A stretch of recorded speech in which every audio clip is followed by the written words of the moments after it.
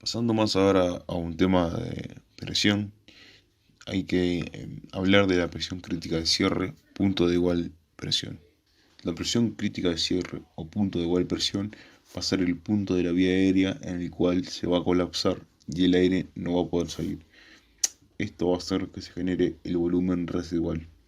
Este punto va a generar una resistencia en la vía aérea. Hay diferentes situaciones o patologías en el cual se pega moco en la vía aérea, ¿no? Esto hace que aumente la resistencia, haciendo que el aire le cueste más salir y que el punto de igual presión se cierre antes. Esto, por consiguiente, va a ocasionar que el volumen residual sea mayor. Esto se le denomina un patrón obstructivo, que sea en personas con asma, EPOC o enfermedad pulmonar obstructiva crónica.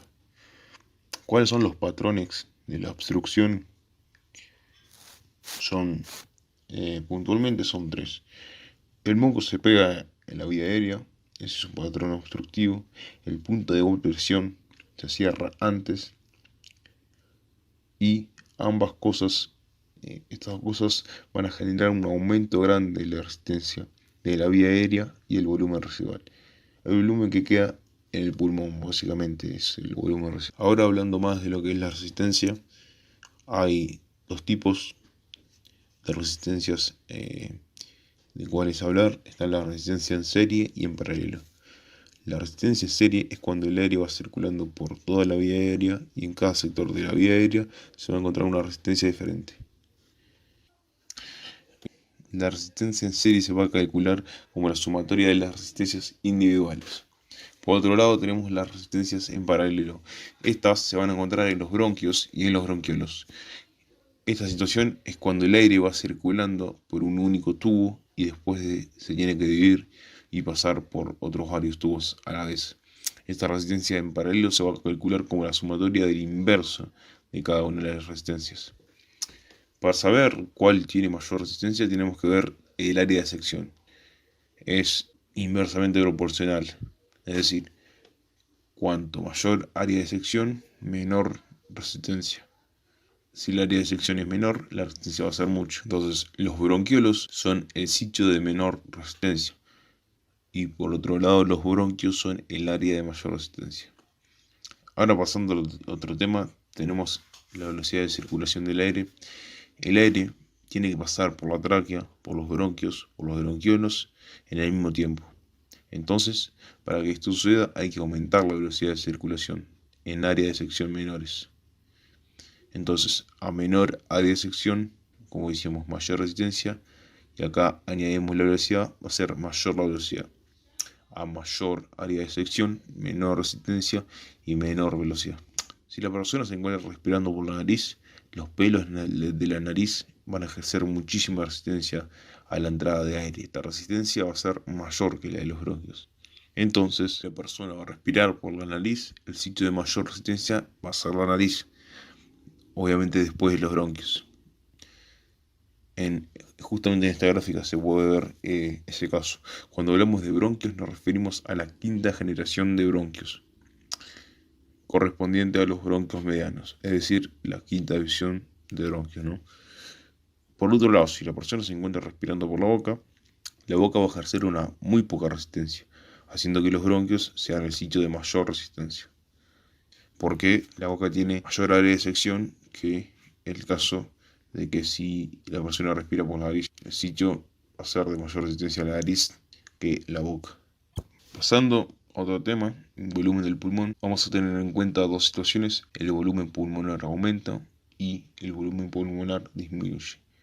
Al aumentar el volumen pulmonar se expande el pulmón y por consiguiente la vía aérea, lo que provoca la resistencia baja. Esto es lo que ocurre durante una inspiración, ¿okay? Después, la disminución de volumen pulmonar va a pasar al producirse una aspiración. Por lo tanto, ahí se va a achicar el pulmón y la vía aérea, lo que provoca que la resistencia aumente. En el caso de una aspiración forzada, el aire va a salir hasta que la presión que se está generando por la pleura va a hacer colapsar la vía aérea. quedando un volumen igual al volumen residual. Pasando otra vez a hablar de la resistencia de la vía alveolar, hay determinantes, valga la redundancia, a tener en cuenta. Uno va a ser la contracción o relajación del músculo liso de la vía aérea, otro va a ser el volumen pulmonar y otra la viscosidad o densidad del gas. Pasando ya a otro tema, tenemos el flujo del aire. Este va a poder ser laminar, transicional o turbulento. El flujo del aire va a depender del número de Reynolds. Este número de Reynolds se va a calcular como la densidad por diámetro por velocidad dividido viscosidad. Si el número de Reynolds es mayor a 4000, se clasifica como turbulento. Si es menor a 2100, se clasifica como laminar. Y si el número de Reynolds está entre 2100 y 4000, se clasifica como transicional. Acá tenemos varios sitios del sistema respiratorio en el cual va a cambiar el número de Reynolds según por donde pase. Por ejemplo, en la nariz, el flujo de aire en la nariz es turbulento. Porque ahí se van a encontrar los cornetes que tienen la función de generar este tipo de flujo, ¿no? Para poder así limpiarlo, calentarlo y unificarlo. Por otro lado tenemos la tráquea, el flujo del aire en la tráquea es transicional, pero puede también ser turbulento. En los alvéolos el flujo del aire es laminar, porque ahí va a ocurrir el intercambio gaseoso. Para que ocurra este intercambio gaseoso, el flujo tiene que ser despacio, muy despacio, ¿no? Y por eso tiene que ser menor a 2100, es el número de Reynolds. Los bronquiolos terminales. En los bronquiolos terminales, antes de llegar al bronquiolo respiratorio, el flujo de aire debe ser laminar, es decir, otra vez menor a 2100. En los bronquiolos respiratorios es el bronquiolo antes de llegar al alveolo. Este flujo de aire va a ser laminar, otra vez. Y en la mayor parte de la vía aérea el flujo es transicional, menos en los bronquios terminales y respiratorios. Por otro lado, en la mayor parte del pulmón el flujo va a ser laminar, ya que en la parte del pulmón hay alvéolos y en estos el flujo va a ser laminar. Pasando a otro tema, ya habíamos explicado anteriormente en la espirometría simple, ahora toca explicar la espirometría dinámica. Esta va a servir para evaluar la resistencia en la vía aérea que tenga la persona, ¿no? Es utilizada para diagnosticar muchas patologías. En este estudio se le va a pedir al paciente que inspire al máximo y después que haga un esfuerzo expiratorio sacando todo el volumen de aire enseguida, lo más rápido que pueda. Entonces, un sujeto normal debe tener un volumen expirado en el primer segundo de aproximadamente 80% de la capacidad pulmonar total.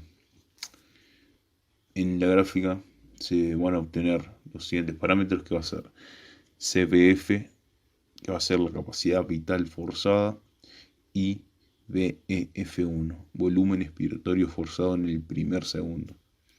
La capacidad vital forzada va a ser el volumen que se puede expirar. Va a ser en forma sostenida, rápida y máxima, tras una expiración máxima, ¿no? Después tenemos este volumen expiratorio forzado en el primer segundo, que es el que vamos a poder expirar de aire forzadamente en el primer segundo. Lo normal es que este valor sea mayor o igual al 80% de la capacidad pulmonar total.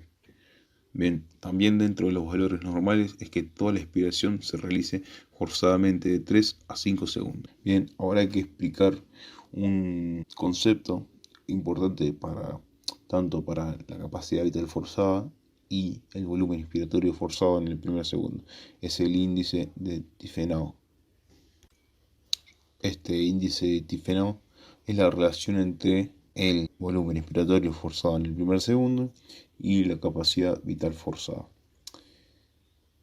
Esta relación, para que sea normal, debería ser de mayor o igual a 0,8. Por otro lado, tenemos el flujo expiratorio forzado de 25 a 75%. Ese flujo expirado forzado entre el 25 y 75% de la capacidad vital forzada. Lo importante de esto es que si se saca el del 25 a 75 del aire antes del primer segundo, ya que, como sabemos, en el primer segundo se va a tener un mínimo de 80% del aire, entonces de 25 al 75% del aire se va a tener que sacar. Unos puntos de la gráfica que estamos viendo ahora va a ser que el volumen pulmonar máximo va a ser de aproximadamente 7 litros. Por otro lado, el volumen residual es aproximadamente 2 y la capacidad vital forzada son de 5 litros y se calcula como el máximo de volumen menos el mínimo de volumen. Por último punto, el volumen expiratorio forzado en el primer segundo es el máximo del volumen menos el volumen en tiempo 1, es decir, 7 menos 3, que sería como 4 litros aproximadamente, ¿no? Y el índice de 4 dividido 5 va a dar 0,8. Si hacemos 4 dividido 5 va a dar 0,8, que estaría en el rango normal del índice difenado. Acá finaliza la sexta parte de esta serie de videos del sistema respiratorio y les dejo las referencias bibliográficas, que es de donde saqué la información para hacer estos videos.